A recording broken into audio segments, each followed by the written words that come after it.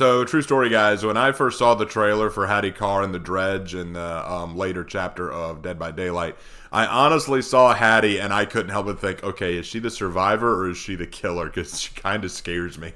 She's got this intense, kind of almost scary glare to her. I was like, Jesus, kind of creeped me out. And it doesn't help that her body has scars all over it, and she has this intense eye that kind of looks into your soul. I was kind of like, I don't know, are you the killer? The reason they made the Dredge so terrifying is because they had to offset her, okay? Because she looks way too scary. But anyway, we're here to talk about Haddie Kaur, the survivor that came out with the Dredge and the Garden of Joy in this chapter of Dead by Daylight. Now, I want to say this for the record. Haddie Kaur's lore is not bad, but I feel like it's unfinished. So let's go ahead and talk about it. So Haddie Kaur was raised to a pair of Indian parents who moved to Quebec, Canada, and they seemed to have a really happy life. Everyone was really loving. Everyone seemed to love each other. Haddie was doing really well for herself. And when she was 10 years old, her parents promised to take her on a trip to India one day. But it was Christmas, and her parents went off to a party with their friends, the Roys, in a little mountain cabin up in the snowy mountains. And Haddie stayed at home. I mean, she's a little kid. She can't go to an adult party, but she calls her parents to let them know that she feels sick. So her parents try to drive home in the snowy, dark, wintry mountains and end up wrecking and crashing, and their bodies aren't found until 2 days later. The police go to tell Haddie the situation, and they tell her that they didn't suffer, and they tell her that the parents didn't suffer, but Haddie's old enough to recognize that they're probably lying. She goes to bed that night, wakes up the next morning with white hair. No, actually, that's not me making that up. That's actually in the lore. She woke up the next morning with white hair. So apparently those highlights that we saw on the front of her hair are not actual highlights. That is her actual hair color that she got when she was 10. Okay, so let me say this. I'm going to pause the lore for just a second and say this. I thought that was very sus. So I did some research to find out if that was possible, that you could just wake up with white hair. And according to what I found, there is a condition called Marie Antoinette syndrome, or Marie Antoinette condition, where severe stress or trauma can make your hair white quicker or gray your hair faster, because supposedly Marie Antoinette's hair grayed or turned white very quickly while she was imprisoned. However, with that said, according to medical research I've looked up, this is a folktale. There is no evidence to suggest that hair could turn white overnight. It is possible that due to genetics or stress, your hair could whiten or gray or bald quicker than normal. That is a possibility. Some people do go bald or gain gray hairs faster than some people. Like, I've got some silvers in my temples right now. But honestly, according to what they said, this is not something that is feasibly possible. Your hair could not turn white overnight. That doesn't happen. So there's only there's three explanations for this. So the first explanation is that they wanted to err on the side of the supernatural a little bit, because we're going to see in a moment that Haddie Kaur has some supernatural abilities, so maybe her hair turned white because of the supernatural powers. Two, you could argue that maybe they just actually believe the syndrome is real and the writers decided to insert that. And of course, the third option is, I'm skeptical about that third one, but we can't rule anything out at this point, because when we get deeper into Haddie's lore, you're going to see it gets a little out there. So Haddie ends up getting adopted by the Roys, those same people that her parents went to the party with, and again, her life seemed pretty okay. The Roys loved her as much as they would their own daughter. They have a son, so she has a stepbrother. She loves him, he loves her. It's a great family situation. They're doing really well, except apparently the trauma of losing her parents caused Haddie to awaken psychic powers. Someone called Stephen King, one of his characters, got away again. So apparently she can sense emotions in the presence of primordial entities and spirits and ghosts and memories. And they become stronger anytime she's near a location that is supposedly haunted or had a lot of bad stuff happen. She will randomly just see things. Now, what kind of things? The lore's a little vague. Sometimes she sees apparitions or demons or ghosts, or she can just hear the echoes and moans and cries of people who have suffered in certain places. And this has earned her a bit of a reputation as screaming randomly whenever she sees them, so people mocked her for being a screaming character or a screaming girl. But after she graduated from high school, she knew what she wanted to do. She wanted to look deeper into this realm she calls the Ravage.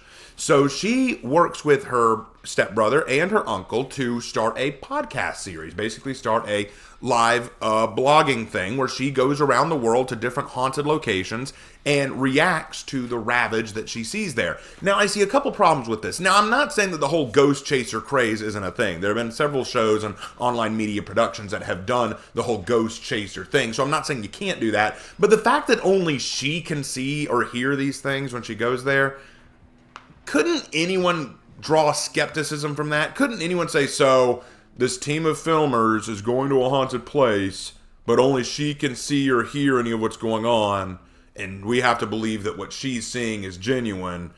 Look, I would be the first one to say, press X to doubt on that one. That would be my first response. But hey, you know what? There's a sucker born every minute, as the old saying goes, and apparently Haddie got very, very popular with her podcasting series, and she actually started making a lot of money, forming a sort of mini company that helped finance her parents and gave back to the very people who helped her out. So you know what? Things are going okay. She can actually make some money using her newfound gift. The problem is she starts to become more and more afraid, especially after she goes to this island where apparently an entire town was destroyed overnight, and she starts seeing some terrifying things. In fact, she seems to be aware that the spirits and ghosts of the Ravage, or whatever it's called, are actually aware of her and tormenting her. Apparently this Ravage, I'm going to go ahead and make the speculation that she's seeing a little bit into the entity's realm, because the entity is apparently aware of her and playing tricks on her. And after her whole incident on this island, she's almost like, you know what, I don't want to do this anymore. But then after going to a World War II bunker where she's going to do one more episode, she suddenly sees a vision of her own parents trapped in the car. She goes to try to save them and get them out of the car, but then their dead bodies turn to look at her with their eyes open, and then they creepily say, "Yes, Betty, we suffered." And then she gets taken by the entity. Now, okay, all in all, I would say that this lore actually isn't too terrible. There's something there. I actually think that there's a few things there that I really do like. The idea of her having a psychic ability is a little odd, especially since we just had Yoichi, who is also a psychic, but regardless. But awakening these abilities to trauma, it's a little odd to me. And what's with the white hair, too? Were the two things linked? Was the fact that she gained white hair and awakened to trauma with this power somehow connected? The question would be, did it have to do with her parents? Because that's something she wants to ask. At one point, she actually says she wants to answer the big question. She wants to know more about her parents. So I thought, maybe her parents have some kind of history. We never get any answer to that. We don't know how she has these psychic abilities or why she has these psychic abilities. And yes, you could argue, it was the trauma of losing her parents. Yeah, well, people lose their parents a lot. They don't awaken psychic powers to see into the unknown. Again, unless they were the fairy godparents. Again, I can't make any solid, rational explanation yet, but until we do, that is always going to be a possibility. I will not discount anything at this point. Point being that Haddie Kaur has a lot more questions than answers, and sometimes some questions are good, but I don't know, I kind of wanted an answer to that one. I would have liked to have known if there was some kind of family connection or if there was something about her that was special. And then there's also the idea that she could see the Ravage. So apparently the entity's realm is kind of crossing into our world a little bit. Makes sense. That would explain how the entity is able to grab people. But then what's with the spirits and abominations that she sees? What does the entity do? What are these spirits? I just got questions. It's nothing seriously bad or anything. It's just like, I just had some questions I wanted answered. And then there's also the scars on her. Take a look at Haddie Kaur's arms and face. She has some scars on her. Now, my first thought was that maybe this was suicide attempts. Maybe she was cutting herself to feel pain or because she was suicidal. But the lore doesn't ever explain that she is suicidal. Is it because she was in an accident? Well, again, the lore doesn't explain. What's with those scars?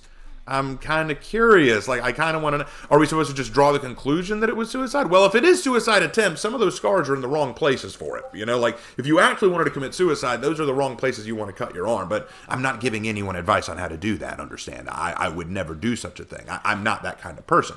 So we're going to leave that alone for now. I'm going to stop talking about it. Forget we ever said this. All right, moving on. So that's pretty much Haddie Kaur's lore. Like I said, it's not bad. There's something there.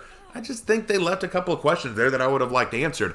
So enough about the lore. Let's talk about the perks. That's what everyone cares about, the perks, right? All right, so Haddie Kaur has 3 perks: Inner Focus, Overzealous, and Residual Manifest. All right, let's start with Inner Focus.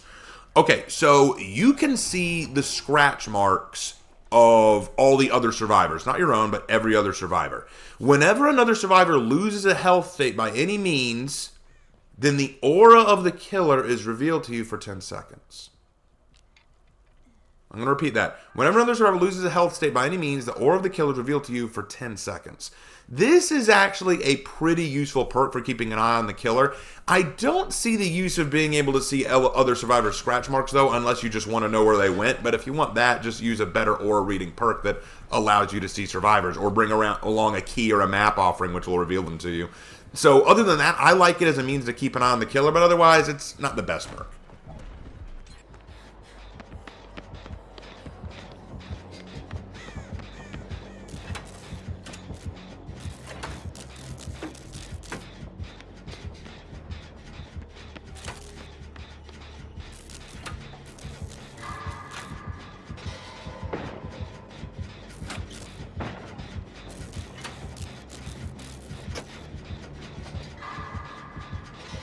Overzealous is actually a perk I think is pretty stinking useful. Whenever you cleanse or bless a totem, it increases your repair speed on all generators by 10% if it's a dull totem, or 20% if it's a hex totem. However, if you get injured, if you lose a health state by any means, this perk deactivates and you have to cleanse another totem again. I really like this perk because, for one thing, it incentivizes me to go and find and cleanse or bless a totem and then get right to work on gens, because it speeds up my gen progression, and that makes me baller when it comes to gen rushing. So I actually really like this because my usual strategy in Dead by Daylight is to gen rush. My job, the way I see it, I'm here to fix generators because I can't always trust my team. I'm a solo queue most of the time. I don't usually trust my team to work on the gen. So I'm like, look, you guys go do what you want. Either flashlight the killer or get health saves or cleanse totems, whatever. I'm here to fix generators. Overzealous is a good perk to have to do that.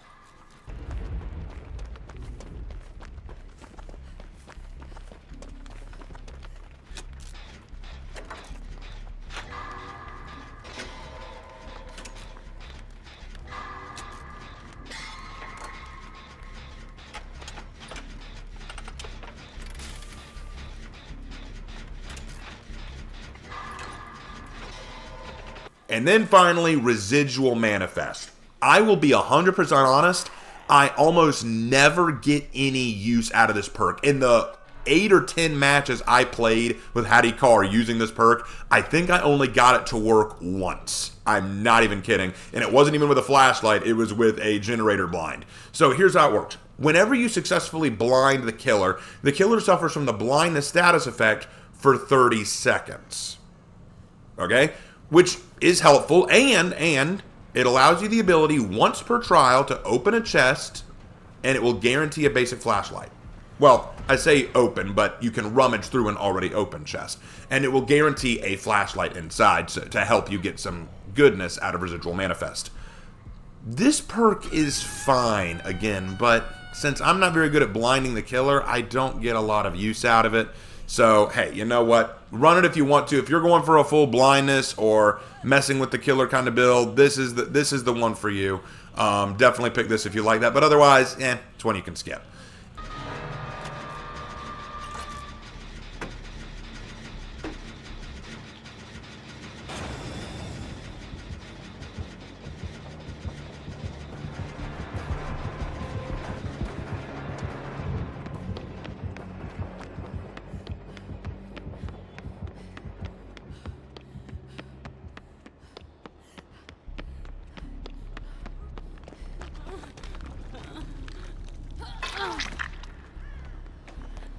And that is Haddie Kaur, everybody. After playing her so much, you know what? I gotta say this. I don't dislike her. I think my biggest problem with her are three things. Number one, her lore has some holes in it that need to be filled, and they're not big holes. You could just fill those in with some basic answers, like explain why the scars are there, explain why she got white hair, explain what trauma she suffered that led to this, what her parents did. Like give us a few answers and that'll help. Two, she doesn't have a whole lot of cosmetics I really like. Like I said before, she's got this intense look that kind of scares me, so she doesn't have a whole lot of really good cosmetics to make her look pretty, and yeah, she could be a pretty girl, she could be. And then three, of course, we're never going to get the answer to if her parents were or were not. Very good, parents! See, that's the thing. We just need to have an answer to that. I can't discount anything, and we don't have any solid proof one way or the other. I don't know what to tell you. But regardless of that, Haddie Kaur came out with a killer. A killer not quite as scary as her in appearance, but still very terrifying in his own right. Stay tuned next time when we talk about the Dredge, and I will see you next time in the fog. Take care.